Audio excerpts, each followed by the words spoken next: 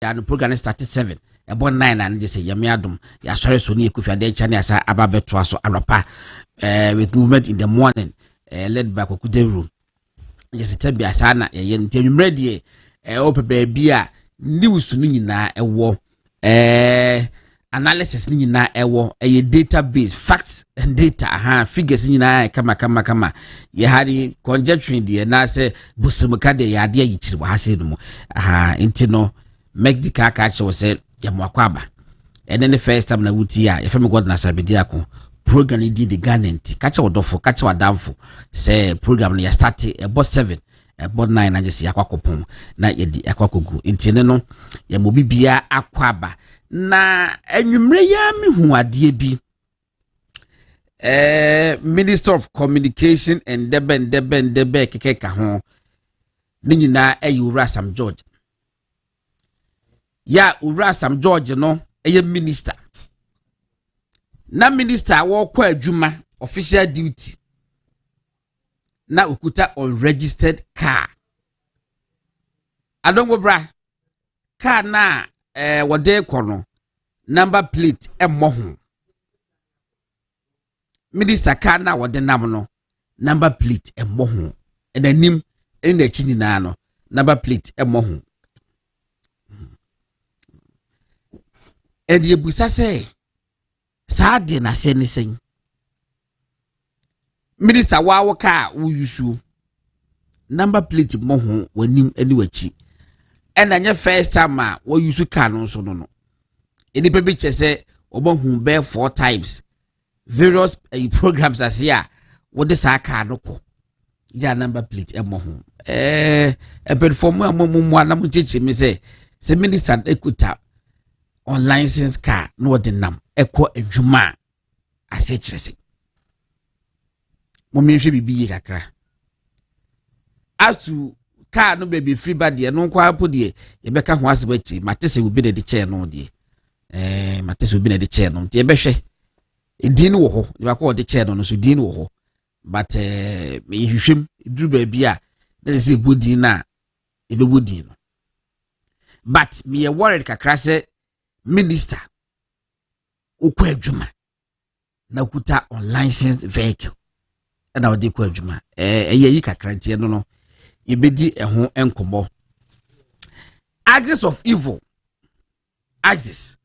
evil omo ye ni nyina agada omo atu omo ni asi chief justice ho in fact enra mi bibi bitro bibi kakra edi to Facebook penimu bi kacha me say I shouldn't waste my time because she's a goner de beye bia no enam say president na nkasa na body timu poso be me na kodie say where the be me na ko nti I shouldn't waste my time so Dabi I'm not wasting my time even if she will go she has to put up a fight. She has to defend her integrity. The public must know. Say, virtually all the allegations against the woman are ridiculous, frivolous.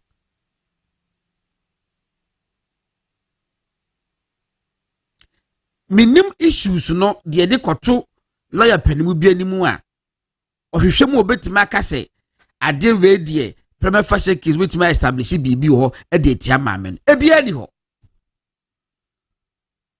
ho but makame say axis of evil omo starting there omo starting no position said omo ba de ombe yenie and true to their words omo yesa ba magana ni bi ntinase de omo peso omo ye no omo succeed wie say pedia na chese executive dey say your modia constitution na chichemu executive dey your modia enne o ma say nya parliament afa parliament be ho nyina your modia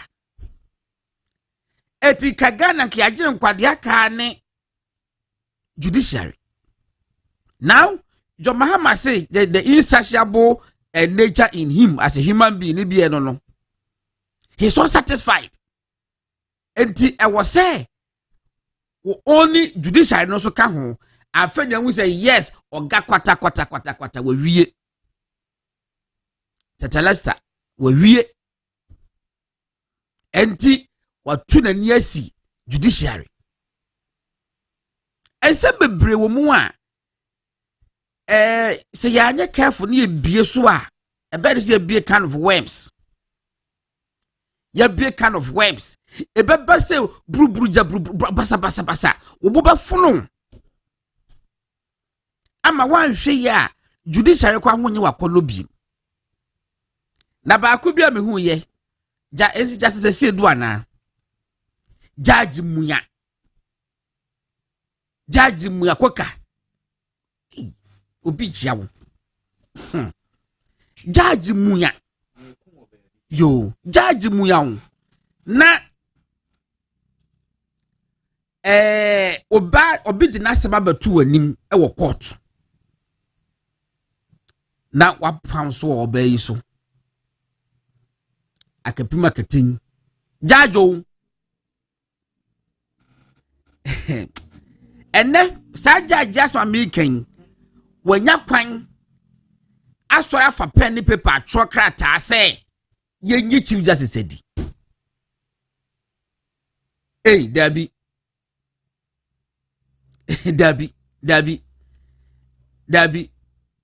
Dabi mummy ato yabo adene nyina ne say judge ne say ambo yes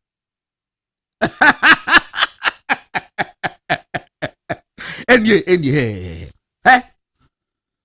where year December 5th 2023 Chief Justice sexy judge who snatched litigant's wife in divorce case.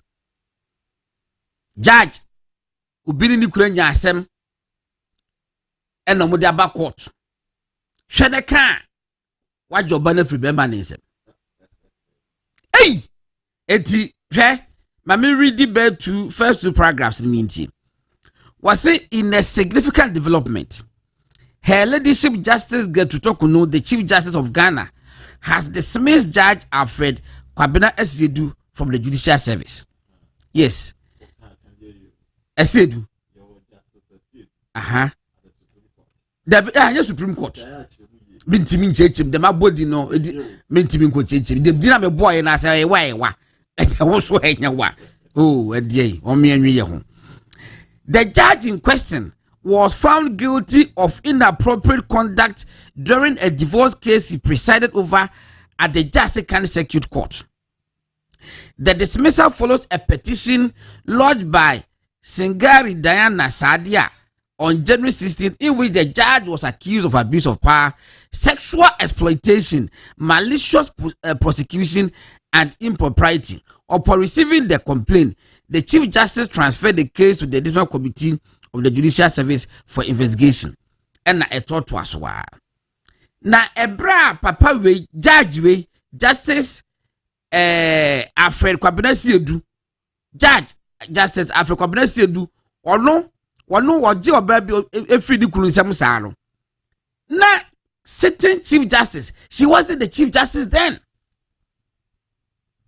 Justice Ani Yeboah and Chief Justice. And I said, but on him, and no man did co process na. By the time Mrs. get to talk on no abab, I mean, you say a manner positions are or buy no, not report to you at that table to say, as someone implementing the content or the recommendations of the report. Recommendation is say, Judge, I will just go for him from somebody, and this would the judge be. It's a new word. And was signed, you say. Sign a recommendation it here won't mean change no. It's my many bonny no. It's no what they are called. Amma say President Mahama. And you know, sad with any Chief Justice said. Hey, but I could be a walk crop what you say. Rent allowance no. System one kasa ye mistake. And my judge for bear makwaku 50.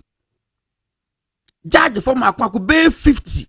And a system here mistake more rent allowance na omun deserve so much. But of course, one I will hold my war so good and my winnie.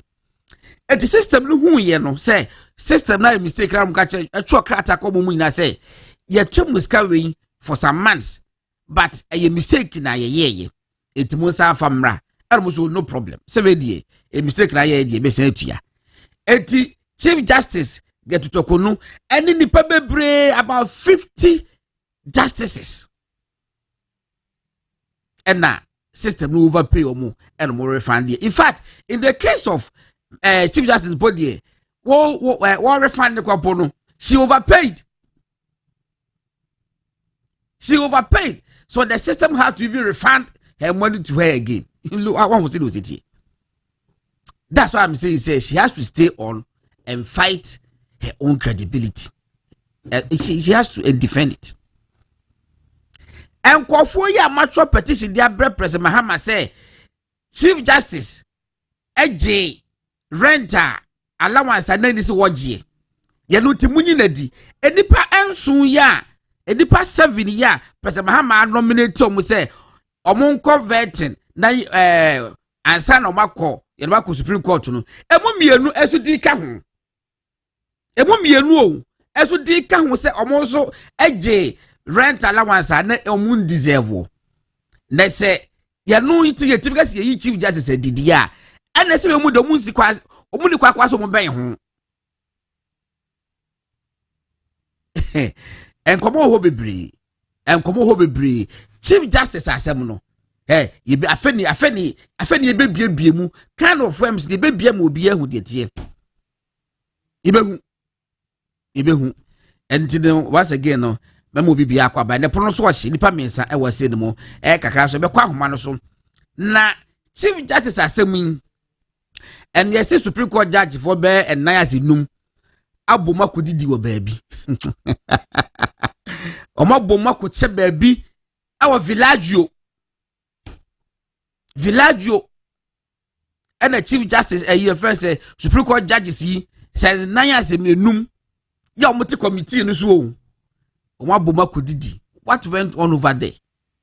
Ebedi hu nkomo ya kra me da denta komi. Wam to say why petition bi say committee no yem say it should be reconstituted and say bibi sa ibedi eho enkomo. MP4 Mensia South so le abafo we aso atwa petition e da koma PRC for say say mo say to electricity no is against the law. It no so say umunyai. It no eneno yebedi enkomo ni ahwe baka say enkomo bebre wo hono. Of course MPP internal enkomo kakra eso wo hono. NPP for omo ye center right IDU omukobi da bia omukobi every year bia omukobi ene omakobi e Brussels enkofu bi so moti kwa pai omo ntia se IDU no omukọ no e wo se Dr. Baumia ekobi metwe ho amen adai Dr. Baumia bone be no da yi obi wonko Dr. Baumia for thank you to onko no the thank you to okrakwa abroche kompa and so what abroche fo e be support to election wey me say Senegal fo nyina buy Senegal fo e buy Burkina Faso fo buy if Israel for Ghanaians in Israel omo ba me ho e wa ya and if says Dr. Bameka so what they thank you to e ko Europe krompa what deserve so what they call the on fanko ade bia besi bia ayese mo ka ho asem e twa trokwa to first general secretary of MPP so say wakoka say wa ha wo say da bi obe why do you do that? Who deserve leadership in chain will be. Obia deserve leadership position. Obia or let's say bia now what dream ye juma and be wuni sa age ne dia na wuntimi. But what dream ye juma now would this age no kwanis obeya if you are in good standing in the party obetra contest. And mad that entitlement. They said you'll be chill because a good morning but say what did you not them? A day. Why? Etienne yebedi ho enkomo na yahwedi ebeko ena busafo akrisata wase no na George so aprepa o na koka eso e wase no Chris Say council net saying Akwaba. Congratulations. Thank you. Enough form. Enough form. Me sabi de kwasi sen baby o. Since dua bi so baby. Since dua bi so baby para me hwa kwa na ekoso dua ni nyine dodo. Ti se me hwa na me mra mani na me wayi bi abai September na wie ba ko bi na me telephone man then I may go back for Saturday. It's very important. Congratulations. So the politics in ka ho dia aye and then they ko misi munyende amana mani yana ko focus as small boys how sao aye o grase me grab politics na MPP grade me nka ho awo munim obi ka fa me fie kra bi ase na obetete aye Saturday na ko for adwie omo George Kwati adenta so ababeka George that say ye de jamia se wa brew aye ben de seja thank you Toyi. Aha. Okay, that's right. It is George Kwati adenta one who could do sunya ni could do tamale na jokra na wo kemu se wo pe wache di na wunya wache.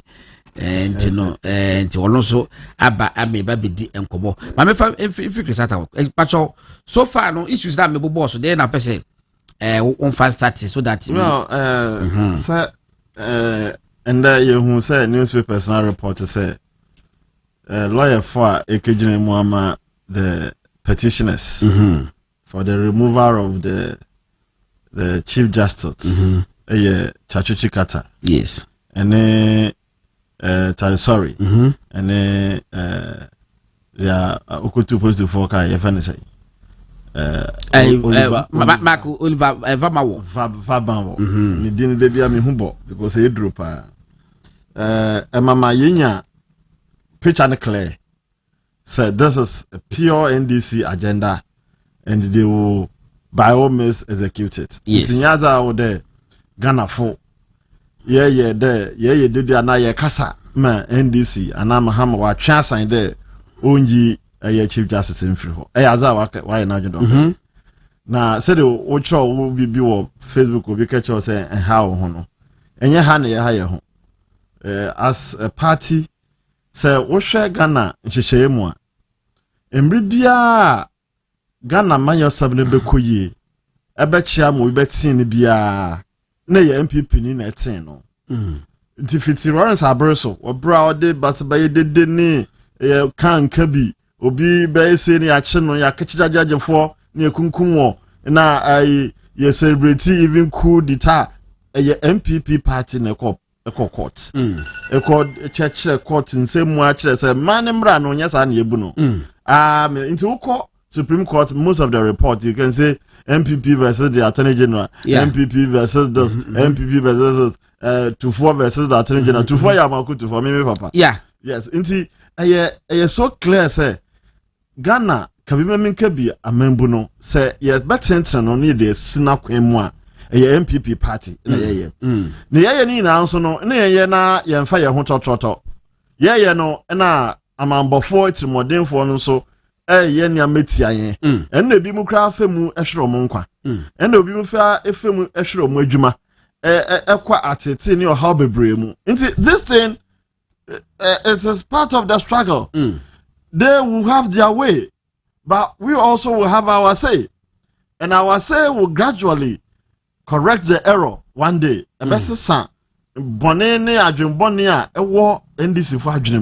Because charges say they are to Mami Sunina clearly shows say from among communicators, social media, phone, one year work radio, TV, so opposition time. What's the mameno? No, why are coincide at the maw?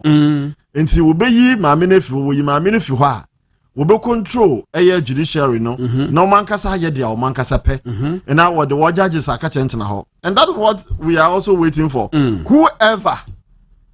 Whoever succeed to convince President Mahama to become the replacer to become the Chief Justice that Antarana wopam what they say the justice Tokuno no get to Tokuno Sakino so oye NPP no Satana so ya pembi sen ho there be one point what that Saturday whoever is coming no Santana no so be dey obehye miss one be show what dey ba waka kire yen pefe se Ghana no ya no politics bibia ye politics nti sa na ye be no omo to make a cancer make a say since ya MPP ba abemu ne justice ahodo ebesi so no wondi asam krama NDC indi bimida de bia omo di for but NDC for no say ekoma oyi a was hey justice is being done anko am oyi a was unanimous servant omo at the semester case no because we MPP for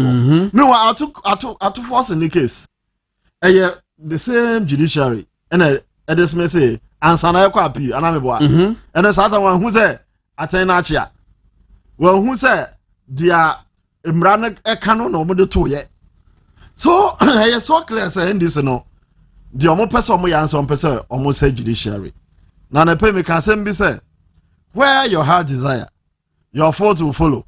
So the fault is following the heart.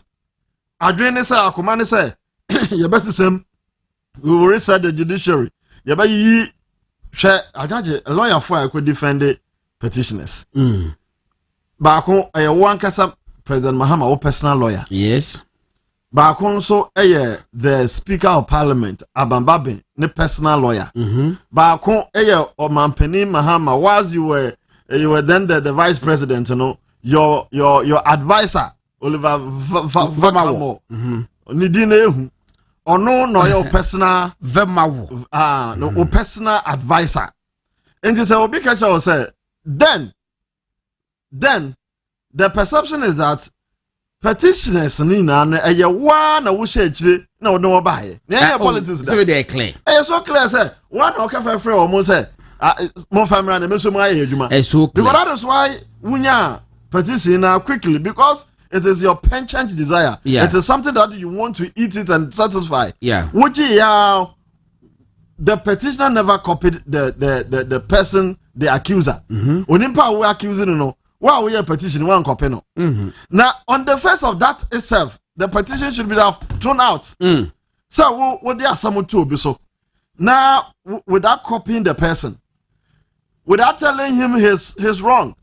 Or her wrong say as adia why ye nie enti ono so nhwe mu no ye de onyi no why ye ne sa o ujai to public ma manfo bonachi na manfo ka na sa nyombo ya ye de gold na ahye ne sei mitipenya we benya kukudo samijemfi ejina radio over radio ye beji no ye be che no how power lies ye kasa na no one kasa wabo porno na wo kira boni onimpa na di nti wa set questions na no wan kase we yia no o say chief justice petitions no kwai no kra no council of state issue mu no wo bo bi guye na wo sustain bi but radio so no or discuss the advice given by the council of state to the president. He's a lawyer knowing the fact say council of state advise the president in secret that whatever Council of State discuss with the president is in private. Into what better radio so now we discuss now ne agenda ne say the Council of State is made up of various knowledgeable people in this Council of State from A to Z. 96% or 99% they are all NDC members. In fact, of course. One former Ashanti Regional Chairman or your Council of state member, yeah. All those party for would not go as a council of state member. Now, Duajeho wasn't a member. All these people are now council of state members. No, I now our country is one who advise the president and they're impartial. It is not political. These are political animals, and they were on your platforms. And no more casting against the chief justice. And see, someone better no more advise the president when you know where are they? Where are they? As a just a young lawyer, Mr. Mabaso, meaning Bibia kwa me read the law be a friend no absence of bias and personal interest. Okay. When a petition ako emaninti omampeni ejina ne tumi so suspended the substantive chief justice. Now they go acting chief justice abeye na name sini na woti na kundwa so say you could asem a efasa asem na ho a do you really have to be part of it? Dabi, you as the beneficiary asem ya keka kesi a wo na obeye Ubaya Adian home for so. Dabi. And the way you Suban crass, so actually, I don't know what. Because, Minia, yet the Justice Buffabon the basis super. And now, within just one day, we issue directive to all High Court judges that from now on, case the Aba, more refer to my desk. Minimal points a judge to sit on the matter. So clearly, we're so interested in the judgment. No, what the amount of so bonja musuda. So on penny on panel, justice the bench to discuss and decide the injunction matter. No, no, didn't work at home.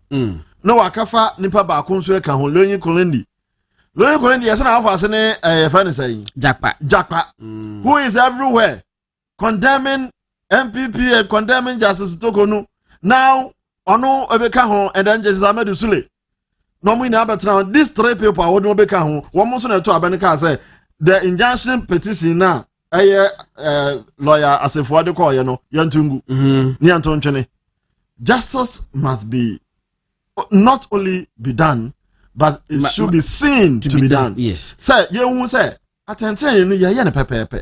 Into one can be your home for so dear. Nanka, o person what an channel who say, I don't know, really who assemble ya cano, can you who film? No, what's na home, not on web attend non commodiaba. The almost a memintra massam no so. You almost have cry, you who are. And the cross so, actually say a calculation of where you were them and say, justice as you do. Okay, bench no and your empanel no to decide on the substantive case na ho no. And am pani mahama shada appoint committee na the justice do e kasa committee no. So by doing that no or say ye ni fi bench na oteso na work asam na court no. Ye ni fi because he cannot be on the committee at the same time at the Supreme Court making judgment. Yeah. Therefore, yen ni say Yazini Kahua, you be here, do film, near the Biabashan, near calculations and settings and this is what Mahama call resetting. Now, you see, a yearling no. Omo yard or more smart. Yeah. Omo smart. You see, yes, that is a dim common plot no, a bay, there's a grand scheme. But we say, one will set them a more yes, I did one of my side PBA. Yes. Ot kabula mo said na mo ye na obi peme ye because chatuchi kata asem we a surprise me so be as a lawyer any title sorry any but one of the petitioners Daniel Fury in the case go back and forth when the court baby no car bank near yimo akọ back and forth at the point akọ anyway ye beti nkomo ba ye be kire am obi the linkages no the obnoxious linkages em say criminal minds have sat to take a decision, right? But truth will prevail, despite whatever happens. Sure. Okay, yeah, for you. Chief Justice asem no. Mano enyo obi ngwa obi mfo say outcome papa bi beba. But outcome beba ne be kire say in terms of being decisive law institution is a puppet of NDC and is a puppet of John Mahama. And there's another ntokwesi because one who less 7 I de kono. Omo set a grand scheme no. Omenya hint say the Chief Justice is part of Chief Justice now. Ubeyi Nankazan is part of the way 7 now. Hey, no, resist iti ama omo dem omo kasa omo secretaries ati and omo secretaries who there now say yes here to be the case come obi no atwe I won't do it. They want to use me and dump me. Iti when you impending for na wo ho no na feel so me credible. Okay, Justice Praman na o lead way no. Okay, ni poor man Gabriel. Yes.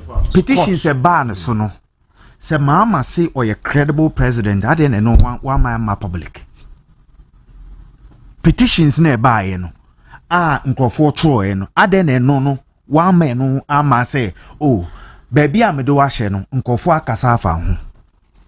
But as an indecisive president oye bibi ansansa na opende no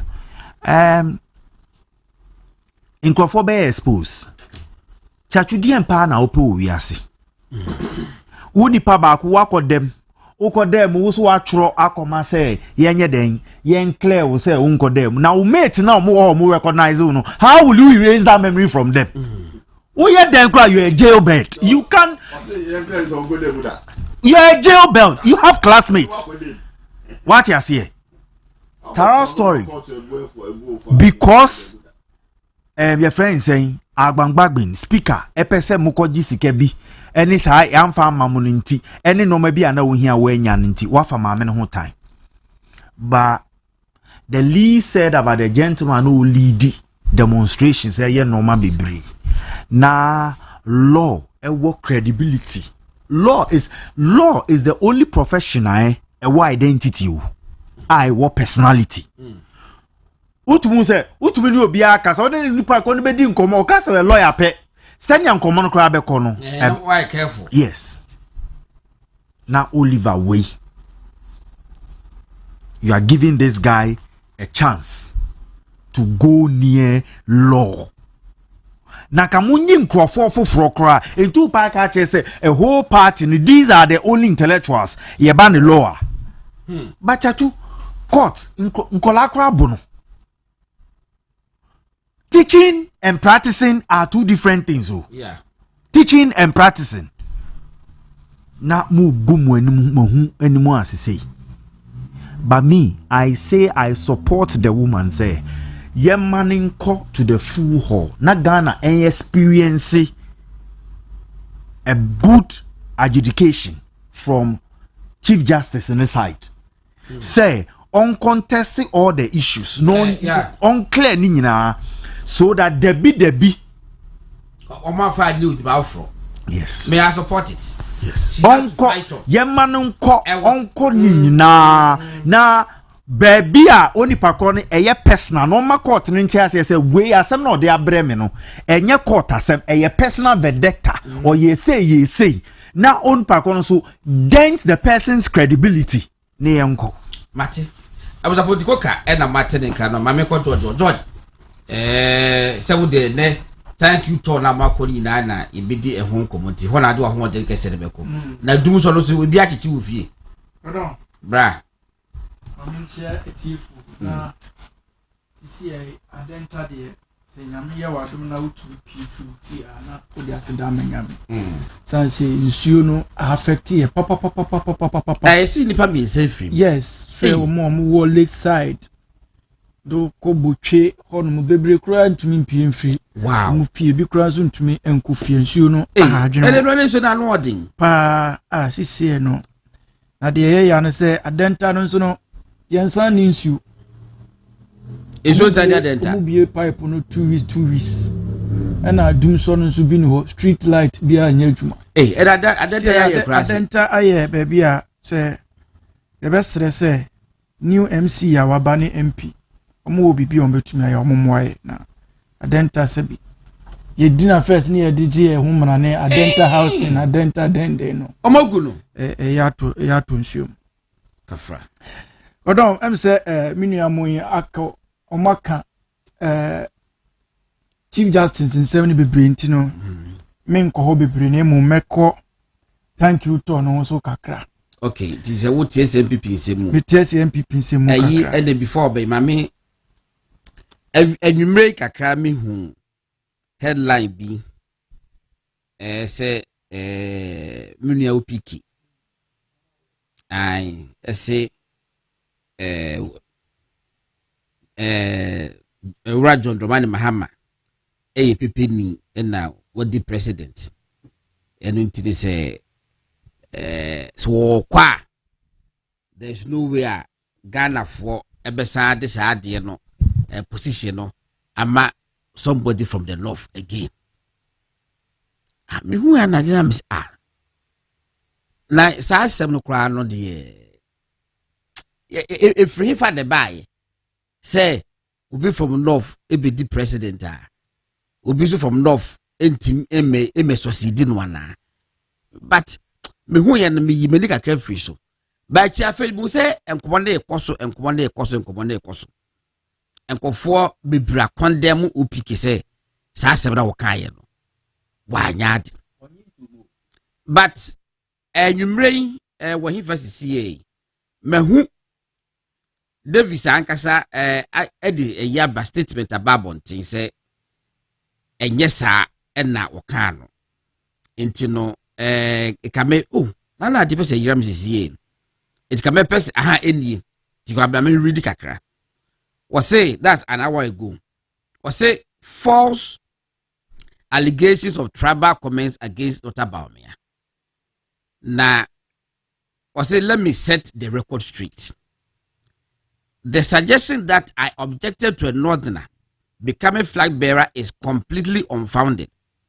My comment was a direct response to a post by one Tamimu, himself a northerner, who questioned how Brian Champong could be considered for flag bearer simply because he is from the eastern region, implying that two successive flag bearers cannot come from the same region. In exposing the flawed logic of that argument, I referenced the current president, John Dramani Mahama, who is from the north. If we are to follow Tamimu's line of reasoning, then we should equally question why another northerner should succeed President Mahama. It was never an attack on northerners. It was a rebuttal of a divisive and regionalist claim made by one of their own. I am above cheap blackmail and petty propaganda.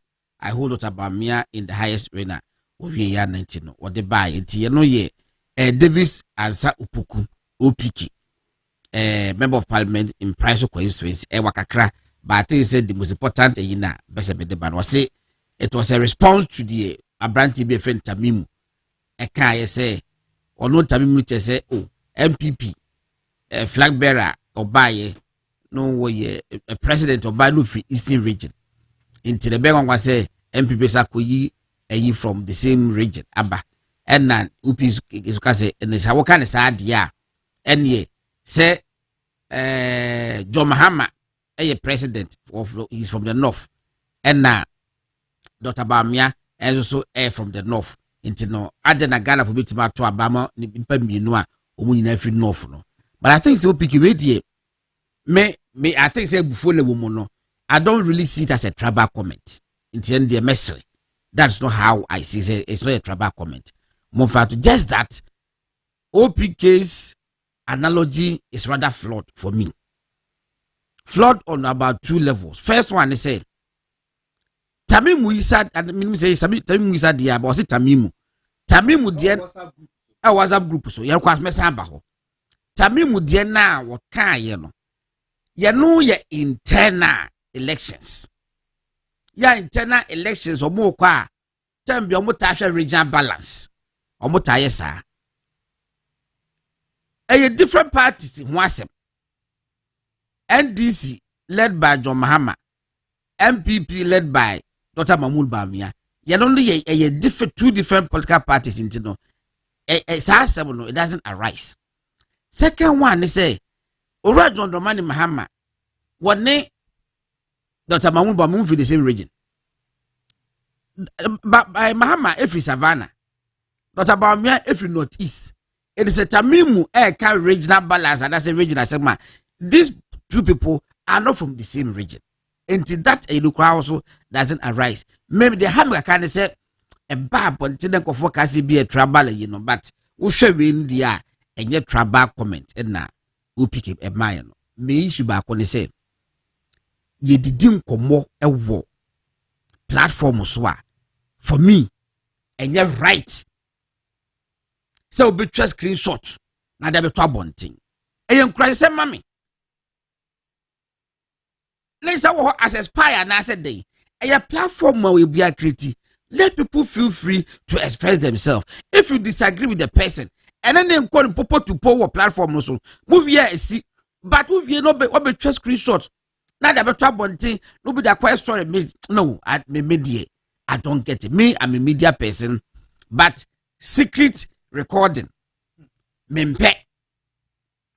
Say, Brian, Pacho, Mr. Mami, Mami, Meba, there be the Meba. Say me no a platform so the worker say me kokum obi dia, you know the criminal issue. But about way, let us argue on the platform. Why bring it out? Me, that's my position.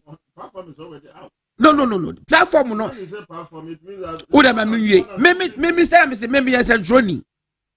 But sa wa ba me ho. Aba me fie. Me ma ba wo fie.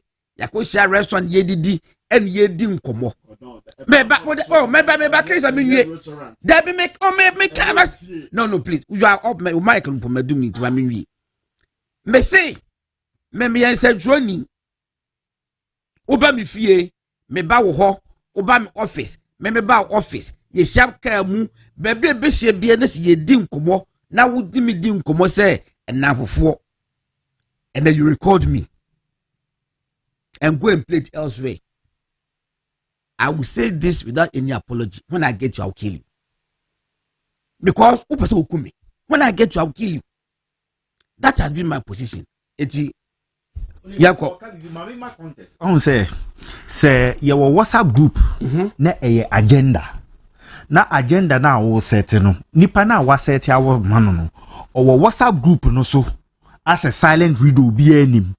Nkrofo share omo comment. But comment na ye share no.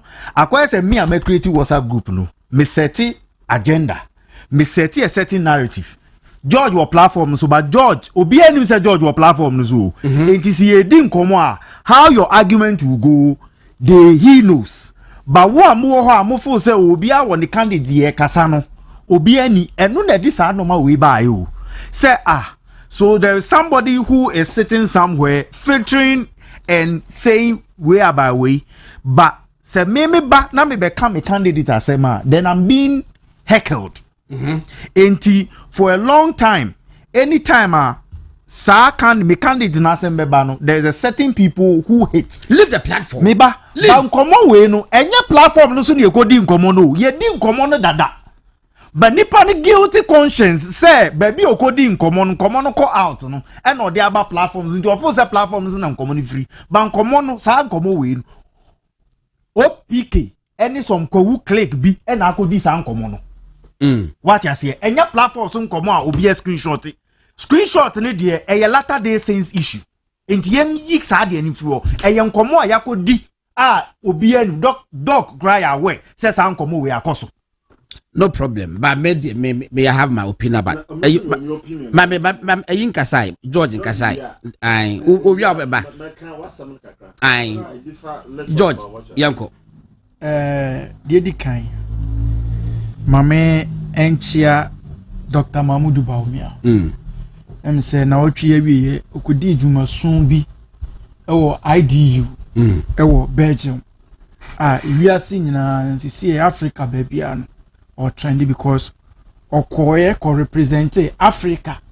Enunti ama kwaje ye continent ye aboso a or trendy o bebia e beda na sene amane mo. Godon issue we mame ehwese me dress na influence kakra. There he no. The internal election, the tribal and okay. Godon obeka ya say udi amanyo se machi kakra. In 2007 the same issue by Emra na the election between the Honorable Alan Kojo Trematin and another Danko Akufo-Addo, the former president.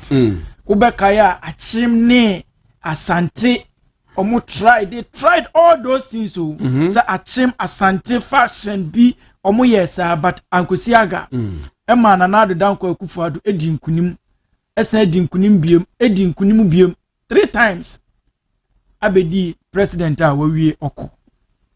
Na adia ba ko aya na meka amanfo ntiase ne se godon ye ka se Asante eye oman a it meaning say the Asante no it goes beyond Ashanti region. Yeah, of course. E was say amanfo ntiase sa na ye ka se Asante ye oman a eno nche se eye yen ya Asantefo no yenko a da bi yenim kofo a omo wo Cote d'Ivoire omo fra omo je omo di se omo ya Asantefo. Yenim kofo omo Burkina omo je omo di se omo ya Asantefo.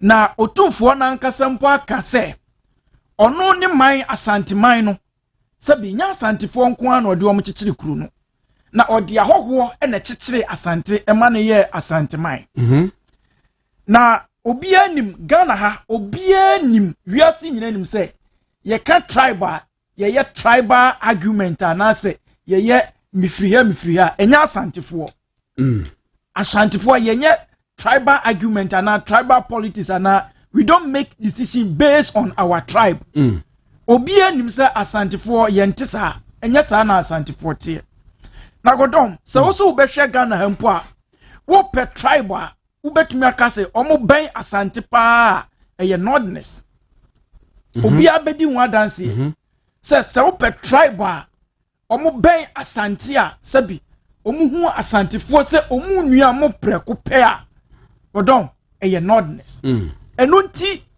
sɛ wofiri asante ha na wokoduru north a first no baabi a no mu nim ayɛ Kumase o first sɛ wofiri north kora na wo bankran a ɔmo sɛ wokɔ Kumase that is baabi a na wo mu nim ɛno nti ɛna sɛ sɛbi yɛnua mo seremfo ahemfo mmienu nya ntɔkɔ a ɔmo tumi frɛ otumfoɔ ɛma ne kɔsiesie asɛm no it tells you the way a ɔmo pɛ yɛn yasɛm a yɛn so yɛpɛ ɔmo asɛm ɔmo de ebuo ɛma asante ɛno nti ɛnyɛ ɛma obiara nyɛ n'adwene sɛ because of this internal election you know obepinchi ashanti ni northerners ediri abom enye yeda na enkosi aganso na aya na omuka bebi a omu se ena Dr. Baumia ena olusu he godon Ghana regions ewa eye 16 regions maku dunsia 16 so we 16 regions now the only region MPP you vote Kosro in 2024 it was Northeast region. Now that Northeast region a hold na Dr. Mamudu Baumia ofre. So enya no krada sa Baumia eko election ni krom for anane region anto abama. 2 say wo share argument bi a omo sanso ye ena Baumia ena yebe change Baumia ena waye say godon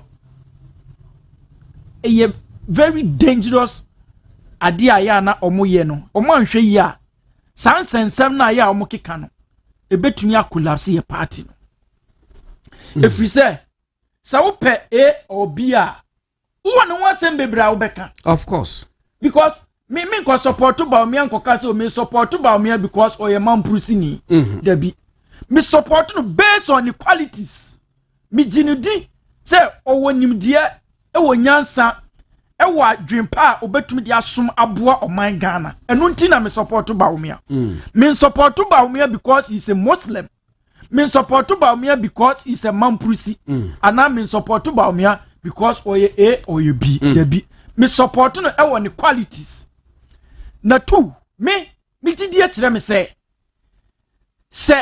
ye hwe MPP abakosemu a MPP abakosemu enye se MPP bo yen hwemfri since 1992 this is not the first time Obi akọ election lose.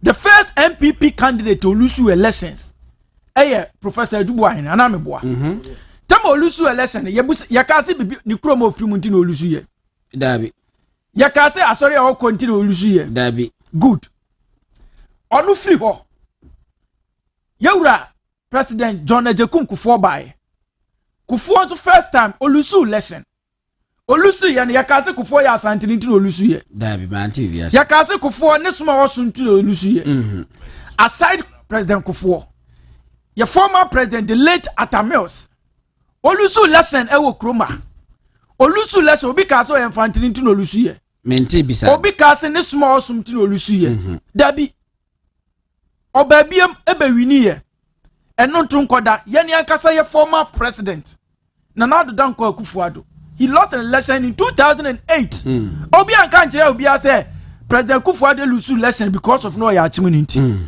obi anu anka say President Akufo-Addo lose election because osum A and as osum B. Even the president himself, the President John Dramani Mahama in 2016 lost an election. The sitting president, the first timer sitting president Olusu election was in 2016. Olusu election over 1 million vote. at that time no you winning 169 out of 275 constituencies na ebinsi Ghana da since 1992 na ebinsi da say a sitting president awoti akonwa so a yakoto aba walusu sa pretosa ebinsi da mantigo kroma say obi kai say President Mahama elusu election because oye gonjani mantis obi aka say President Mahama elusu election because okwa Asare announce say bi ofrenyame obi anka sa asem na nkyere no sa ene President Mahama ekofie enye President Mahama na ene oye president obi aka say ne suma announce oye gonjanti ena olusu election dabi the same thing ena Dr. Baumianso wakọ ne first election ena sabi the year peno yensanka in any case at the time I you try 8 years away. Yen Ghana has said it's not easy to cross the 8 years. Yeah, they are nodding. Ghana ni be anim ha. Na me papa the late CK Tedem. Me papa no de biya na me body because oyobi na de biya no. Me no edi nkomo papa. Oka kire me say. Satam krani enye primaries no. Somewhere 2019 or 2018. 2018 say onu wo gidie say the MPP lost 1996 election because they changed Edubuaina. Sano kache mi o say onu still o gidi mapa e wo gidie say the MPP lost 1996 election because of say omu change Edubuaina. Senkomo repeat Edubuahin in 1996. Now we say the MPP will win the election. So and twini the party no mind say there be. Sadia and ye repeat President Kufuor. Ye repeat President Kufuor 2000. When win election am I? Consistency. Oh win election my. President Mills Olusu 2008, Olusu 2004, Olusu 2000 your friends say 2000 election. Elusu 2004 2008 wa made president President Kufuor Elusu 2008 Elusu 2012 anu kra de omu wia yen say 2012 enye wia no mu wia yen a na ka President Kufuor de president in 2012 but 2016 obaye president President Mahama Elusu election 2016 2020 2024 he's the president today with 1.7 million votes omukuta MPs over 180 or something plus. Enti DNA ba. NA Dr. Mahmoud Bawumia MPP yako elections. Yako kun na se yako di ntwa. Eno de ye se e obi krom anani suntra. Asem what be da? Adenti na yakeka sa. Na se yakeka sa ansensem we wia. Na yakoto aba na se Dr. Bawumia elusu a. Ubetumi akọ any of the nord na anase obi a onye Asante michire votarian ana obi oya nkrani ana obi oya nsimani ana obi oya krubuni ana obi a woye Mamprusi Kusasi Dagati Dagomba Buzanga all the other tribe no wako campaign wo untumi ko campaign because they will not see themselves said to be part of the new patriotic party enunti yebesre say all the candidates on my mutin they are very fine competent people. The MPP we have the men. Look at in Kofua or Mabubo Mudis or Mupese or Mu contest on BD partner. Very great sharp people, well experienced, smart, intelligent people with personality. You bet me up present it at home. Come on, without resorting in this kind of propaganda, say Obi Chrome and Obi tribe and Obi religion and no. Oh yes sir, now cripple the party no. Me, Godon. Me wo gidie mapa. Gidie mapa say you presented Dr. Mahmoud Bawumia Bima. We shall win the 2028 inshallah. Nyame ya do be so. I know. Be kwa Kristo, me say baba to. Me ba na what dey go through. Thank you to all my call. Say ma suspend it. I can be say to asunti no. Ba me kwa me da se bi. Na wo argument kakra bi na mpese me chira margin. Okay. I want say your privacy. Me no me no ntem nkomo. Yes. Eno de say dey wo kan no. Wo be record me. Na wo de kwato abonten a wanye ne ye. O mekun. Watumbra. Wonso uku na wo so watumbra. Enya hwe de mekun. And yeah, another mom. So we create platform. Now what the nimpa mienu miensa and 9 etoso.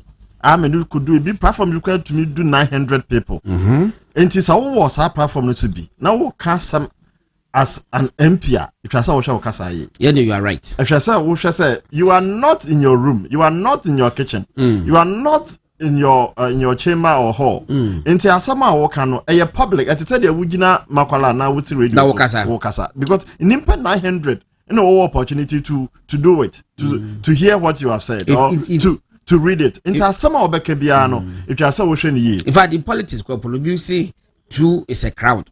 Yes. Yes. And see, I say we asheye wo say public ya. Yeah. Say a creative platform bebre ho in some way ya kekeka no e won susan so because e bi na we can say obi atwa screenshot. Yeah. Into evidence at ho. Ade a watchre you intend it to be permanent. That is why those days near will be a criminal libel law because what roy. So until what you you intend it to be permanent. But to be actual screenshot that at all. But me no, ya ba no ye ne internal arrangement na contest ya. Me no garden, me wogidie wonyame mu se. Emfa ho ne nia nimpa beyetia Dr. Mahmoud Bawumia. Okosoro wo be fam. Dr. Mahmoud Bawumia will win the primaries and will win the general election. Inti dede ne santo kwa na ye ni na no. Me fa ne se ni na e ka ntokwa no ho e ka dwuma no because ya fa mu pan Che, me dey say too early, mammy. Minia, mane how adibia ye friend no initial gagra and upon me can be say when you admission for wo pe university akwa na law school akọ na wo yes when you admission wo law book bia na we na wo kan actual assessment wo boa wo hu say sad na nye 6 months ekura bo wo ni bebe fam it's a na ye me say into 2007 2008 wabra Mampeni then candidate Ore Akufo-Addo onne Alanchamantin eye contest ensama hodo nsama ye kan go Akufo-Addo na no odin na nimpa echire sika ene yenya kasa cash because of cash na me say minua George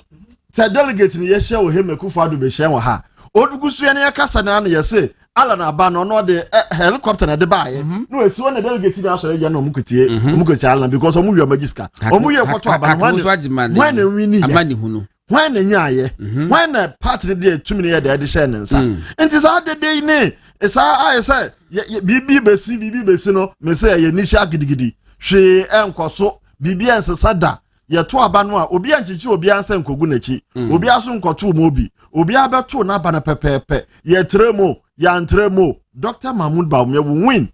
The only thing is that Obiti say, Ora Brian Champon, one of the persons are me very respectful person. Who cry no say yes or a cratchy. My dream said that said Mahmoud Wiena Jumano cry, ye prepare or no so cry, or because of it. We don't know Cassava of Keke. Cratching young who say, Bina no Cassab Basabasa Keke. Ye come and penio. What are some I can say? The president of a country called Ghana. Yes, let Obi say let why Obi nyebi. Baba. Maybe you see I would you won't say my phone to strategy. I want to let you be. I know. Oh, that me kwa humano this year. Don't worry. Me kwa humano this year na me Adeta Kumi akwakudi enkomo. Adeta Kumi good evening that say. Me abi me agodo ni ana. Mane, wo to say? Na me adu you are special prosecutor Judicial. Oh, Dabi. Nyeshi. What am I say? Na security for show. Yeah, this way they we hu abre. Na that they know you share dey bia agodo. Ah, oh, nyeshi. Na your friend is say Ghana hamrabe na wo say ajagefo be miensa ana enan entimi nkotra baabi nkodidi mum ada wo ha de say no now the student of the law ye me na me be church ansem macho ka nsem ni na wo petition ni na godo ne papa mu say asema nka ye di no asema ye di ana say ye di asem bi no na judge no ene afa ba ko a ombi asema ba no eti baabi if you have an issue and you submitted it before the court, and so we say, judge, now, from that moment, they cease to be your friend. Because, Obi and Nima Sama, who only judge debate Marcos Nafi.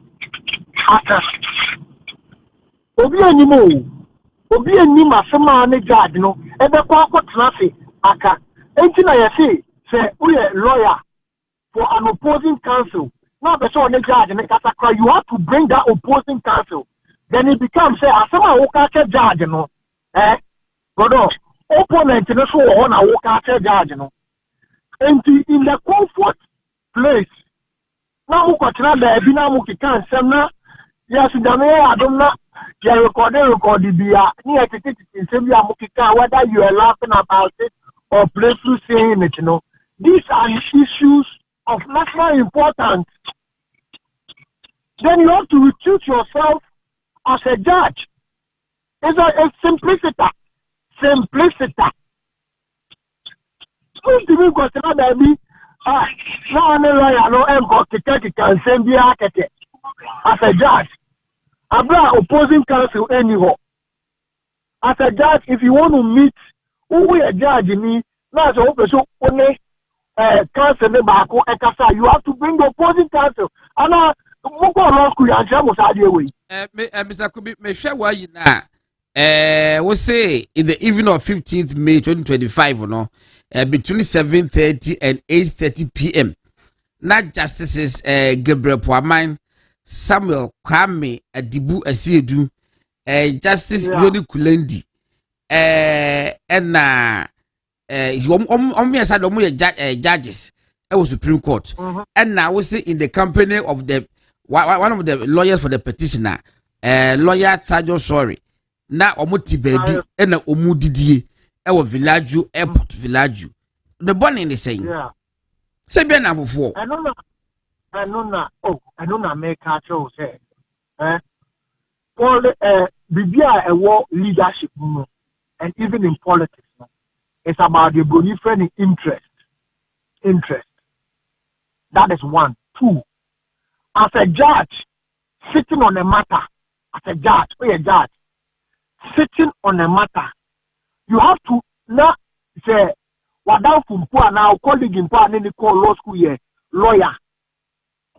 Now, what's your no? You cannot talk to your friend without the other counsel and at the opposing counsel. And some of you, Krano, also, but we have the greatest respect for President Mahama say, because she occupies the presidency, I don't know the certain committee, you know. If I say President Mahama reply, not per evidence now, videos, audios, pictures, BBI will be and some of we believe say, I say, and I'm panel no creating 5-member panel no. 2 of them have been compromised into panel now symbolic, you know. So we are patiently waiting for the response from the president.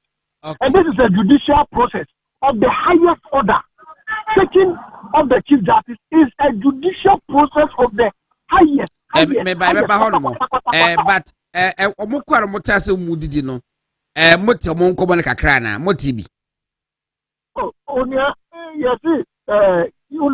know me, you say the men need the DBA even with that as a cry wrong. 1, 2. In sending why you can and I make us say it's come into our custody by your train, your evidence, your train. I mean, this is a serious matter. All right, it's a Kumi.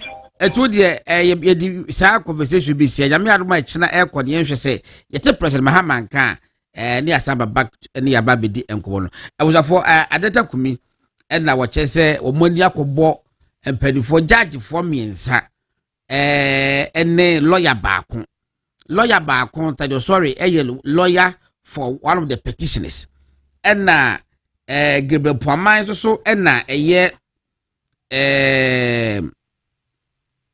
committee the chairperson Grepomai committee chairperson and Justice Samuel Dibuesi do so eka committee no it is no committee chairperson one of the members and then the third person now you know I don't want to bring in or also the linkage just the only collected there so also a panel member of the Supreme Court a pending or a panel the same case here obi the assembly court yes Supreme Court case here ora as a father call Johnson and I can read that substantive issue is still pending okay and Leonie Kennedy is on the bench yes it's okay it was that case the same case okay and then so kwai say ko be so nim say no chief justice no pay the no paid but ya no so de nya bone they say no I don't know ya pre ho no enya chief justice ni yi nkwa na ya pre o ya pre the also person of abesha na nan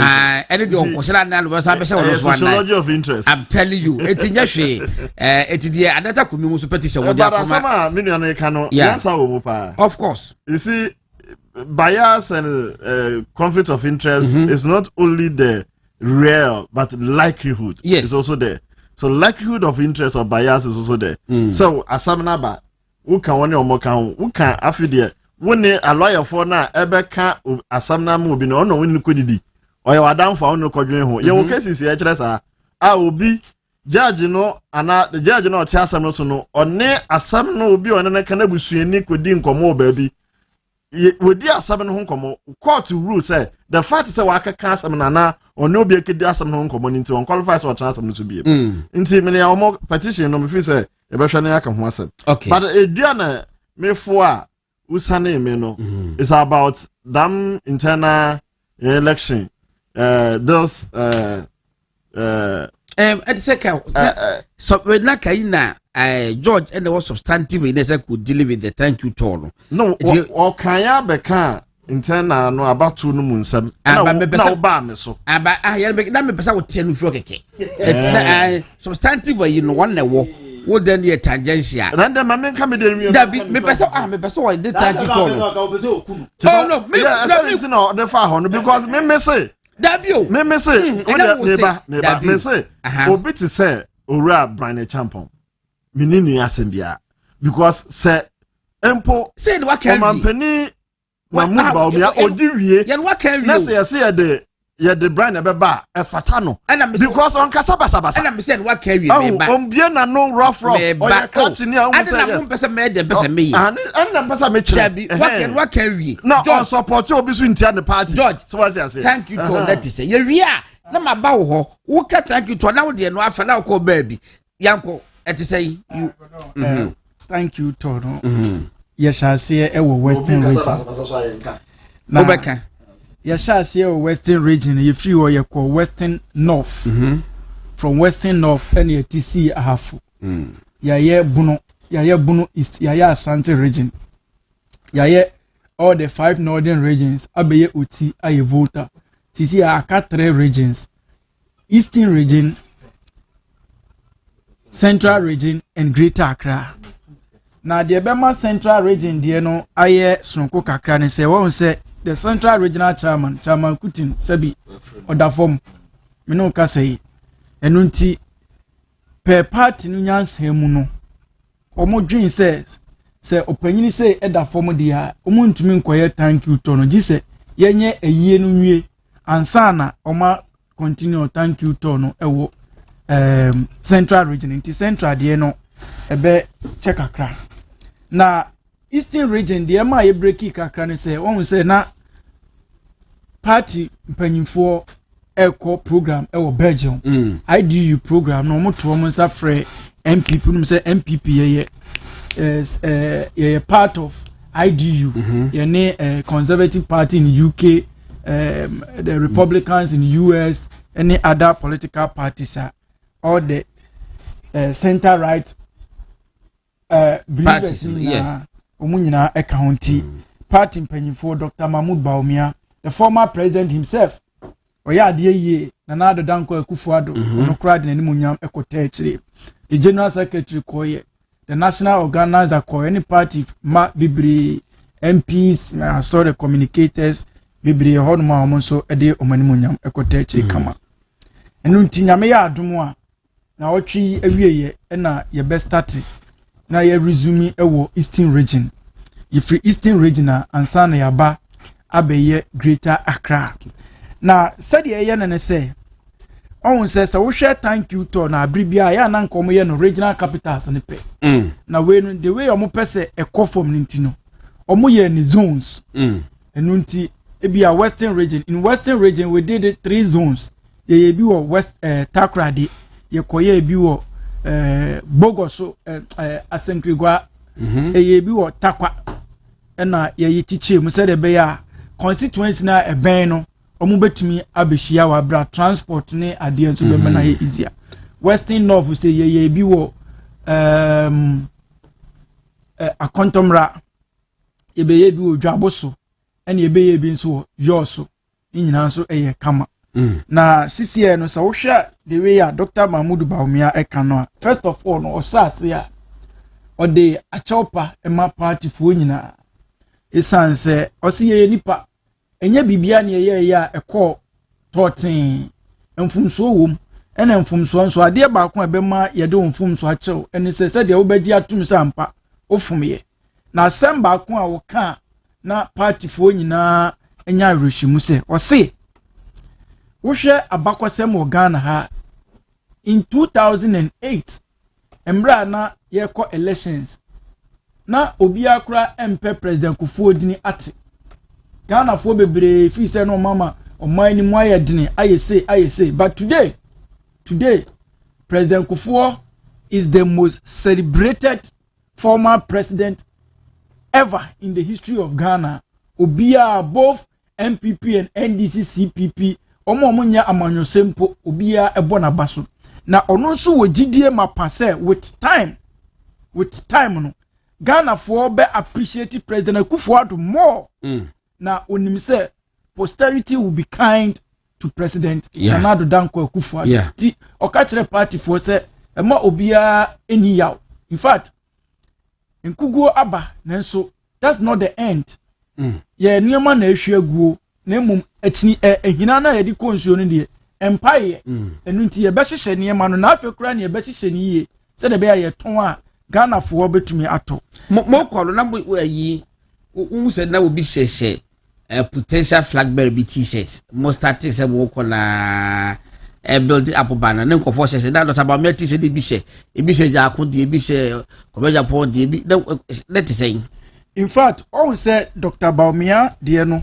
the man yesonko no say ono na no ye immediate flag bearer enu nti party ni bia woni t-shirt in fact amafo obi akọ party program a otumi hye because eno na oye ye flag bearer ye de call 2024 elections eti yedu Western region no I saw say a lot of people are still wearing the Bawumia t-shirt but eho na me hu say me hu ajakon but me hu nipa kakra bi na omo hye the honorable Ken akompreko Japan t-shirt and a cap eche na na endorso but I say ye koyanim no na ye hu say baby ebeko bia na nipa kakra ahye bia ba de eye baby me fan say na eye sonko na ye Ashanti region in fact Ashanti region no you could see say omo mobilize yankasa omo mobilize ye yedru ho say na omaye banner kesiye say welcome honorable Ken Japan to Ebuakwa because you started ho Ebuakwa na ye wie ye call Bantima so Bantima no so no na omaye banner kesiye ho de na omo de car nkasa si wo omo che t-shirts e wo car ni muma amanfo ni nyina no obia anka hwe I mean in fact before I drew Bantima kra no na omo nyanya ready so na Dr. Bawumia ete opie chiachia kakra no san kotena ni basin but still na no mukita bana no ade ne Jama group from KNUST a omo shi Jama ye nyina ye ne omo eshi Jama ni bi kama to say ye pon a ye koya meniema ba ko mienu bi esi ho ma the honorable Ken Akompreko Japan ka say the esi no ontumi entwa so bi intino office say otwene ho a ebeboa no unstop party no In fact, the general secretary, the national chairman, the national first vice, any Dr. Mahmoud Baumia, any party in Pennyfube, Etwaso, Ekoye Bono East, Koye the 5 northern regions, if you will be COT, a voter region successfully. So far, Bibi Bonibia and see okay. Come on. And now, since the Honorable Ken Japan, a free monsuno, Sabi, yes, or free months, Sabi, wait, Tama, or pull out from the thank you tone. So far, me young call baby, my man say, Obi share other candidate to be chair announce and the banner announce and the flyer and the t-shirt. We won't be. That is so far, no. And now, we share there are a lot of issues.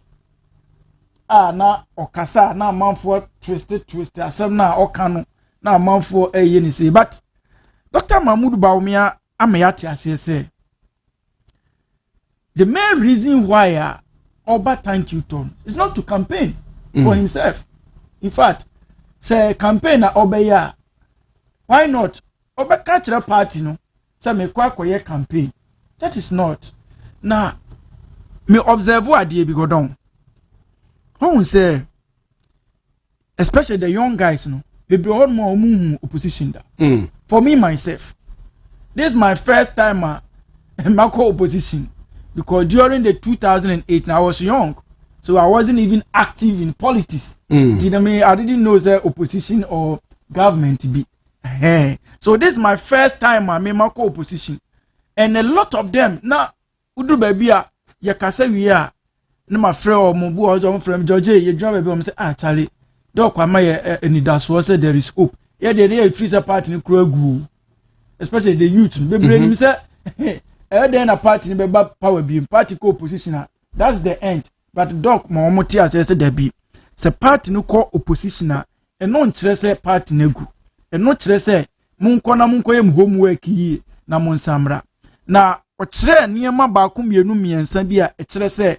And no, a bet me up why I'm yedi in 2020 is a matter of one can be boba come be so. Oh, they would say it's a wicked hole and then British in was okay. And then, the okay, say media for no epic ya and ye sa apology ayana or dema party for no. And so Kyle say, Ono Ajina, Ono Naimu, Ujina party na nemu, Ujina Abaya nemu, a dear beer party near ya.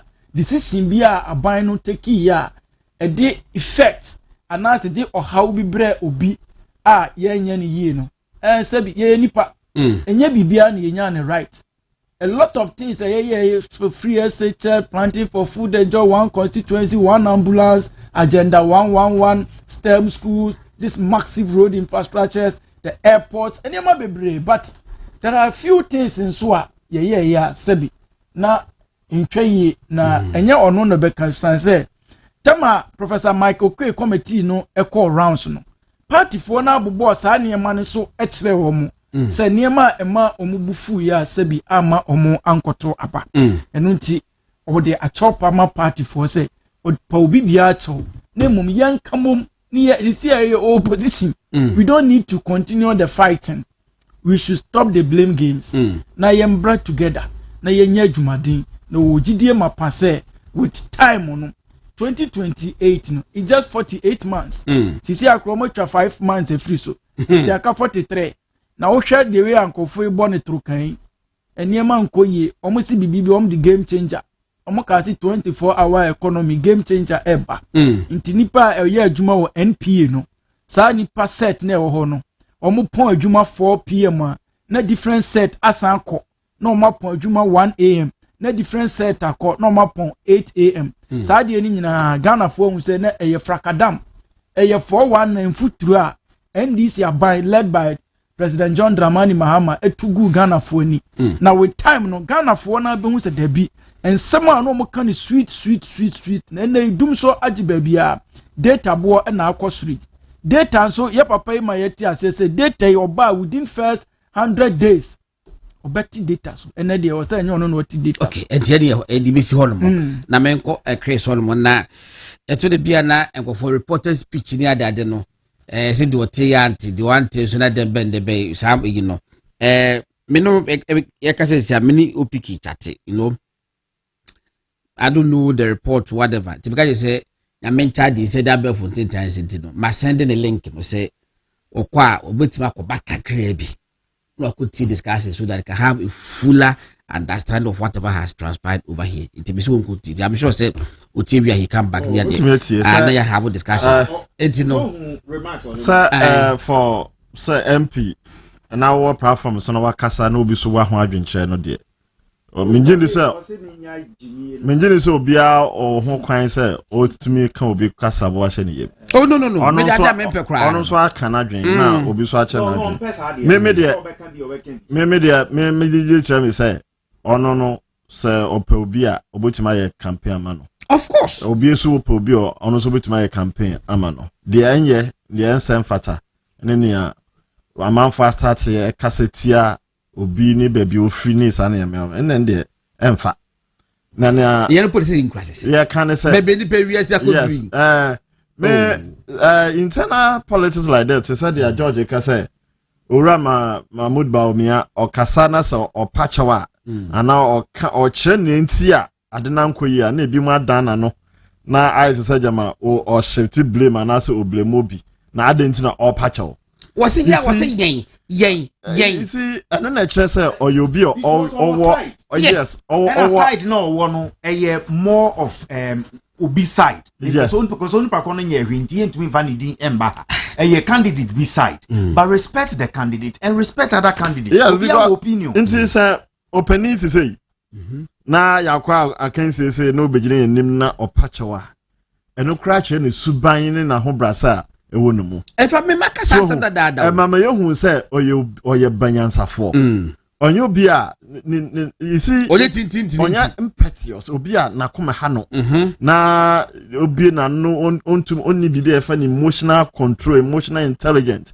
otumi gina dom na nimu a me hwe one of the video na one of the candidates gina ho na ototo tantrum nsama okeka no na me hwe the body language of Mr. Dr. Bawumia when him say yetiti nimpa bringing is very very much important. We say no leadership baby yetiti wo the socializing wo fa mu a abaye mande wo gina baby wo gina ehia papa because obi mu ntimi control mu sa obi wo a some hand is say wo ha the obey nanim ne nsama be fina no baba do say wo yentimi mfani ndi edom anim yentimi mfani nke gina enidie ekwan so say ono no oda oman na no anayiko na no nti say opacha wo na say amafo dana no say ene de opacha wo yes e che ne humility o kire say obi a obre no ho ase no oje ne fom so ye dey atum obi a otimi de ne sa bono kokoko say no de onye fom so da obi a otimi kesa ono de ondi asem ndi foda obi o kasa jema ono de bibia na asem no de bia na asem o de bia no so nipa no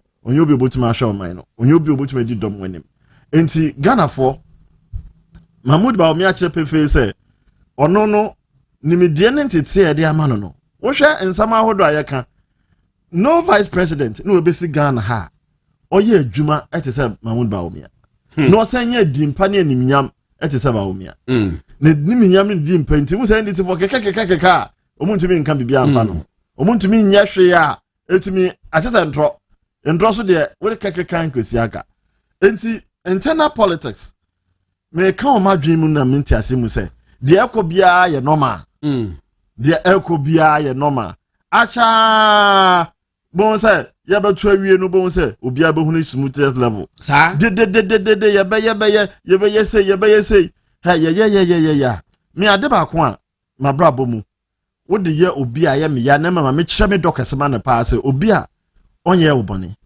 obia on kasa ntia wo obia on se obi bia na wo wadwen be ye wo se wo be sai ono no botaye se ni so se me hu adwen atita wo animu a me ko aye den e de masa ni mpa no eni nti na hwe tama ye wo school e wo kan university se ye hwe se dia dan Akufo-Addo wa ye adwuma wo party mu aboa na ebirimo esi nkete se ye mena Akufo-Addo enye president da sata me no wote kase be se ye fi bi agenda 2020 se agenda wote agenda 2016 agenda no ma form group no ka no say na wa mwankasa free media no mama bad press no mo kansam gunu hufi no mo gunani mu ase eye enne ma me yemu bi nso ya kan ye ho bom se ye nso e beboa na adwumadin atwa se ye nti de omo de ye Mahmoud Bawumia no me de e hye me nkran mo emema mi areshe mi said ye see ye 2008 2012 2016 no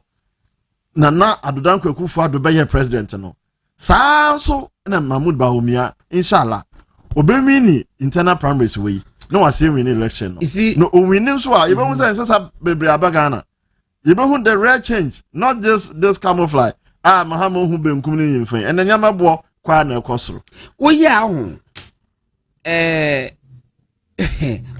enema bi koso 2024 no 2023 presidential primaries in the campaigning no enipa bebre including myself we gidi say Dr. Bawumia na edi obe win the primaries no inti primaries obe win na wakotena wa lead ade ndi why rock the boat because in December sa about to say yes some like time but as a to market why you din bebre election na nko yi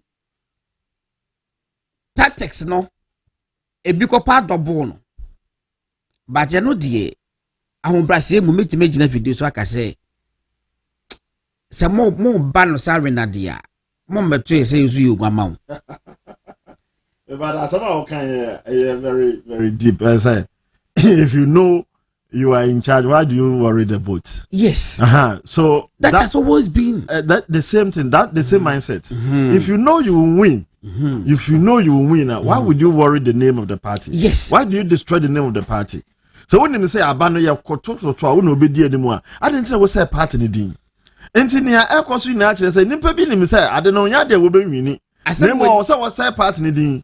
Ya kan wa esi Bible mu no a Mami enu ekwa akwala ba ko na oba ko se yenkum no yempa no mo hen ne se me pa no mu o se yempa no mu de ye ne de no se niyem hyehye no eni ntina ne ekoso na se Mahmoud Bawumia o ya o se mo menye din mo menye abotre mo menye nkan yahumbom onyansane no because onim se ye den a ono no be wini ade no no wini so be hia party no those who are destroying the party if they know that they will be wini how will they destroy the party?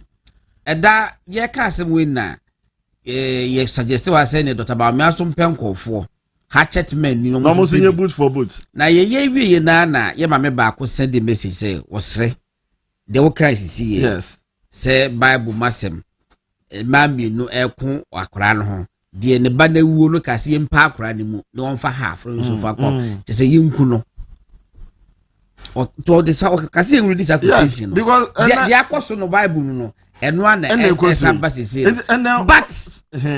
but ebimu aya ade ne personal ya obi fi attack me personally dia ene da hwa che say make bia kire na still na na kofa aye ekofo tutumi fo ne me bebro ya me so menka bi ba enra mahu video bi say obi say chema wuntumi epeso oba national chairman na chema wuntumi ba wo ba no tiwo chema wuntumi ba wo ba no if they talk to me what na Asare-Bediako privately make us chema wuntumi deserve so owe national chairman ni ba kono yese friend Padmo e Japan minimum no we mi senior e wo pokuare me respect no in fact osamba to me wo Kansas City media be ye adwuma kakra wo ho but na say wo say the need time dia wo host to program no e say wo book in Japan e wo faase minimum no but me send the Padmo no message say ma ade mati e wo obi send ya ma me but person no confirm me say e wo no ana ne mabusa ne say he fana privately when me this ankobo no can yeah no be can because Padmo more than 2 years 3 years go me who Padmo da me ne nkasa phone so da enti ene ifa ene me pere number me busa the number few pokware ni bi ho I don't the number ne ma me one number ma me oh any say number say me wo because wo come broadcast list bi ho a be send the flights there bi a ekoso me ni nkomoda you see why you we trying to create a wedge between Chemawun to me and me. Or Sammy. I was saying to me, said the media you. Say, ye na Chemawun to me, so to say, will be a not your moon no. Na kwa who ya na kwa say Jawuka family hono no. Oh, he went further to say that. Oh yeah no. Kwa say ma won to me. Empo de say the student for so po obias to say Justice Kodua General Secretary ton forms man say ma won to me qualify so to me fill forms no as national chairman a year contender and just could you see in the party. You see, what you saying in we are men not some people say if I want to respond, I won't respond to you. I'll respond to who will benefit for what you are telling me. Oh, you're not in your church and the man so it's your best say. Mamun pussy nema, Mamun pussy nema, they have me say, me a trained journalist, and I can't set to say Ronaldo Tiho. The Juma would dance or bobo. Now I up at the football but 2 pack was a boy Rebecca sentiment Piaco Nabonte. I won't allow you to kick me out of media space where when I hear me filmed says him to me Juma. Mestre Godwin, you bra. Jaya Canina no. Yes, Asare be ha also responded. Now what no because Onimpa be a partner ye nimpa na yedem mu yo. Nti wobra ye say nimpa no na ye say party. Wobra ye ka say gu nimpa ne maso na party ne ni masa na ye gu no. Nti nkrofo bia ya de atia party ne pa say bebie bom ya ka. Me gina me constituency. Me gina me constituency. Constituency secretary ya to abama no so ye constituency. O say ya to abama me as parliamentary candidate no hwe mu ntimi ni adwuma. Nti ono decide so onye adwuma no. National for by region for by ema office crampo no a eda no safonde no kotokuo na party office ye ntumi mbie ye bu mu ansa ya to be wie me ya betena se a onimpa no no ntumi ne parliamentary candidate nye adwuma no on na ye de be sha ne se so on no mensa me secretary dan ka imagine say general secretary just Kodua o se ya to be wie no ntumi ne ba o me nye adwuma nti wa to party office mu akwan nam ya to be wie ya se be do general secretary common sense so these are the issues but what do? We have to have a way to handle it appropriate time. If you know the child is yours, you would never advocate for the child to be killed. You underline the phrase appropriate time. Yes, appropriate time. Appropriate time. Kuka, yanko. Me, as a mechanic, Obia, I want a candidate. Project your candidates. Prepare your candidates. But I think, sir, Ghanaians are testing us with these internal elections. So I should say, and you be a nkrofo na show remorse no. Yeah, you work for more, so you show remorse. But remember now, George Bajo team are then MPP for WhatsApp campaigning, but they will not go out. Omo beka omo brofo achire omo to media omo betumi aye nyina wo. They are cowards. A platform so and omo chiro omo bobie. But yempie sesi ase ye koye adwuma, you won't see them. Majority of nkrofo a enne omo de sam papa emu nkrofo a ye mo omo adwuma call public sectors ekotena ho a edi ehwamo no. They are the people on WhatsApp groups causing those mayhems. Na se wo do party no. Na obi owo grassroots ode ne nkwa ato ho. Ama party nenye bia ma aso woso no ene wo so ye krachi wo ya baiwa wo na oti brofo ye ne wo kasa wo se ye nye atwi ka ne ntro brofo because obi akwakoto aba ma wa MP nti che say you are more arrogant than that person ye ntutu ye no ma yi o power ewo hu eti se se ne akane yi hyiren de firi ho a dum so cry. We all were candidates, but be careful. Say over campaign chain candidate no. Be careful. Say the loyalty is to the party. Be careful. Say over campaigning ama the expense of the party. Yenye ye no me ye ni ehu obi betumi akyerɛ ne bibia adan na so obi kyerɛ baabi owo pɛ na ebufu aba ja obi a na obi anko baabi owo. Life is full of choices.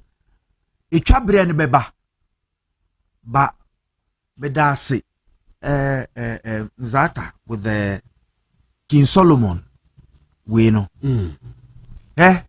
your party ne here entina no many bi wo ha but time ne so a obi adwuma waye ebeton no ba yen kai say presidency no enye hierarchy of needs wo be feel say we as wa bo bre nyina awie enti wanya bibi owo wiase akasa obenya president no wadi there no it's a self actualization sadie no wo wutirimu bia yi free wutirimu ba economic debate no ebe hyaase na nkomo na ayeden open to all me that's already eti yankoi poka what me so kama mamenko go straight away George dumso na abey na energy minister ese one letro ese one letro the book of lamentations and the will trade jadua kasa na okasa na ni mai momobo mi wanu achi ya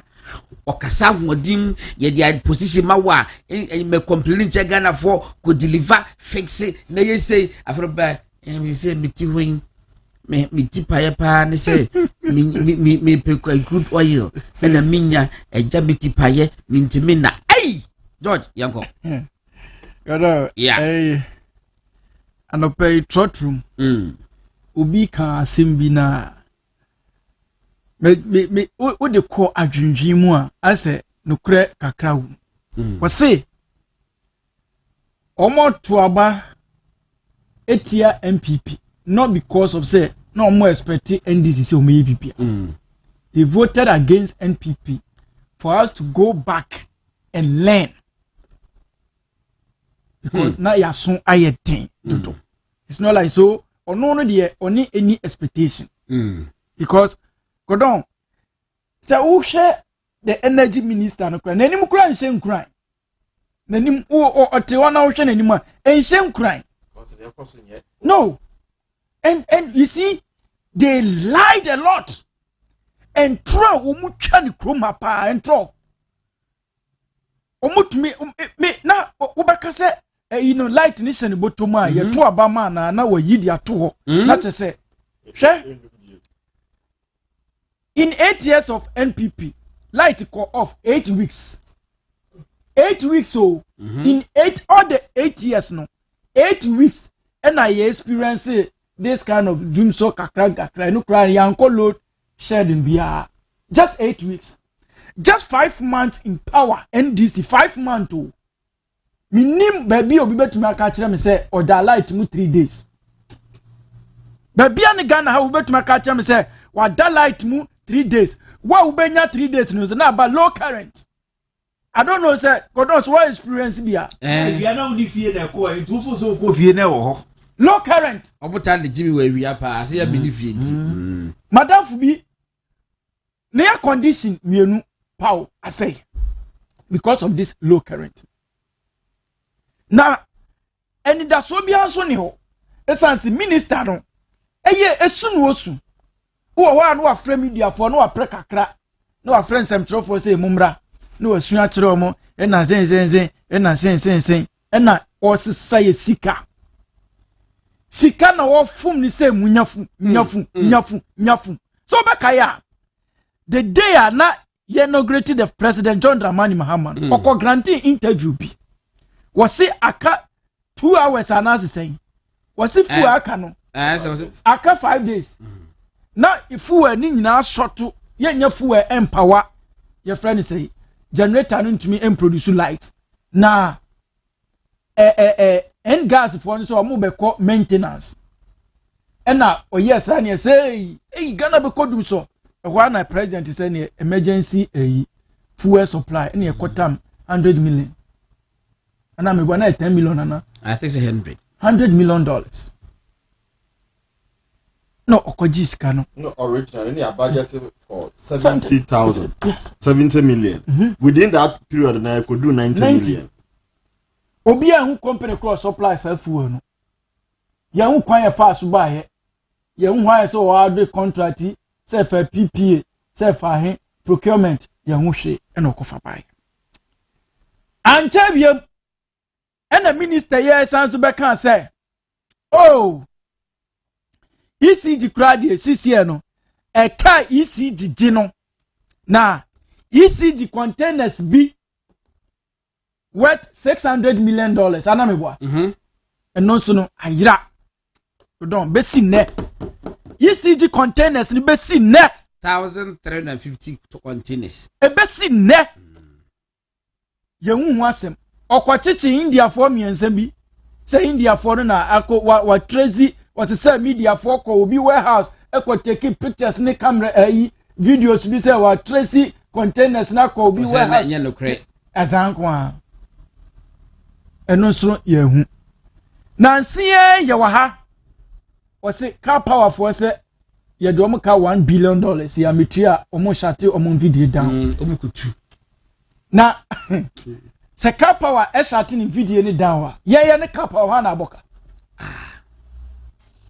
because I want to produce a yentua ne ka e video no just wana enya adwuma e na achi na bede no watua no workers ka so common sense no crash to tell you say enya no credit da say car power say omo ko shate any machines down eye frakadam odi humba you see emergency na ya yisika no sare me so ma dwe mi o no that is a game I will play no me suspicion no eye game I will play enu ntino na Ghana for ye ni akoka light no no waje na say obeka asifu aka 2.6 enye ono na minti se bibi ye 2.6 days 2.6 days senya energy minister minti bi da say your 2.6 days well I when I call law school your 2.6 days or calculating the hours it's 48 hours 6 days 6 hours until it just send you 2 days and half hours it should be maybe who be that 2.6 days so we are 2.5 crown because say be 2.5 days but 2.6 days another 2.5 plus 1 hour huh ana obeka na awia anwumre ni PR say o ya oda bi esirikwa ayi esinso so ba 2 hours and 2 days eba be druga and then na a telegraphic front page emergency enu nti wayi Ghana for adwena free so ade na Ghana for musa say procurement be na ekoso company be na supply sa fuel no na gas eye adwuma na eye adwuma Jubilee ye adwuma enu nti die pa ni emergency fuel a yehia because here na obeko maintenance somewhere September November etri die pa ni maintenance a yehia ni sisia obi anim just o create sa fear and panic na wajiska sisia dumso ya be oni adrobia o de beso ano want to me because ahomaso asene ma enunti want me krampo enya ahobrase emfre Dr. Matthew Poku prempe musase napo eba ne sen na wo ye de wonye ahomaso ye kasa ahomaso pa this energy minister ahomaso pa arrogant onye ahomaso asene ma na sisia no obi anim se light ni off se light ni on emfa ne ho because ono o yusu plant akese mienu generator akese mienu ene wo fie enu nti dumso ohu bi ena ono nso a okokromu a odalan krusem ofiri ho a okono office enu nti no sa dumso no onhu bi because sisi ekura barbering shop onko bi baba fo kon fie na ko nti ama no na kumasi kura nso de eye west Ashanti region say Professor Bakpin is work on nansen eto abeka sa wo say na 8 hours kwa na Bakpin e kasa wo the University of Ghana professor say 8 hours and na John Muhammad team magania dia e de 24 hour economy no be dai say no de na Africa dam say de Canada say no dey no efra Chris yankwa aka fight efra kada enoti ma menche ma kodom metsre Ghana for say obia for nani endi energy minister nachi na krono en wodi ne nsam yenu efom Ghana sika medasi all right me nua Godwin light somebody then say enye yefun yare eye no so yare obia hu yedum no na yaso yedum no na yaso yedum no na yaso bi ha yedum pa by almost 50 and dra say you bo around 11 a.m. Sunday no na yedum na around 11 a.m. e wo Kaswa part of Kaswa ko a man from eba be anim hina omudum na oman so amade kye endadwa dai me be na na enso ye nti wow eyade a abaka na nina kire se light asem no ho dada na ye nim se ye sikasem toto ye se wo tutu sikasem ye yi a na obotumi ahwa light asem ni ye se wo tutu sikasem ye a wontumi hwa light ni ye na omampani mahama na bu na obobu ni kire se enyade a otutu ni sikasem ye because sika no bebia wo se odekọ na ekọ solve issue no nya ho na odefa otwen ya ma ne se ya ansa wa yes asa de George ken katasumo muaso bi na wakaye no nya mfaso na ode anya bibi basa bi na oye o nti light ne de se yese be yi a ya na ye kan agidi ani o se ya na ebe kwa na mahama bezi so na edum light ye wonwa ne din no dadada yi na ono de dum so eba dictionary mu a uko google wo bodum so is attached to Muhammad's name nti nya de a ebekọ na sa energy minister said na George kan no imagine try me say o creative problem no when you home fast I think so you're a good sociologist when you create problem then you come out and cry and then you solve the problem and benefit from the problem because I didn't know what's now emergency said didn't you feel emergency come you feel be emergency I just say adia when susu yeah one dream ho say besi na esinu na yenye ho emergency anamebwa yeah when me say you better fuel ye dey gu generators anemo ye to tete na ye gusu to dada so why would you that come say I didn't emergency fuel bi eba why is it that it's called emergency say na wunim say dada say generators one ye dey fuel begumo I just wunim dada say ade no ye to generator ye to fuel ye dey gumu ansa ya so what say afi there asa ye ni bi ye kafa emergency aba ene na oba ka kire ye dey na wajeska yes no wa plan no wa ye ho emergency there no procurement process nti ye ba fa na okwan bi so ne akasa no it was an emergency how can you sit our ministry ho from the one when I was ho in fact yes swearing in impo no act as a minister why you say adwuma be say the dada na wunim say ye be hiafo wantumi anye ho adwuma ma wo say be ka 2.6 days na waka kire say emergency fuel but emergency fuel no na se ne say nti ni mi dia odete wa ono John Jinapo every time amampeni kufu ado abroso press conference or press conference or kire ye say the energy no wototo a wo ye be ye mebibia pepepe I so ojina dam na chi na kire say the esi to dam no wo say the ti wo so on to dam yo hu kutukum fro on fa baby anhye no ototo papa so basa e kire pefe say ndisa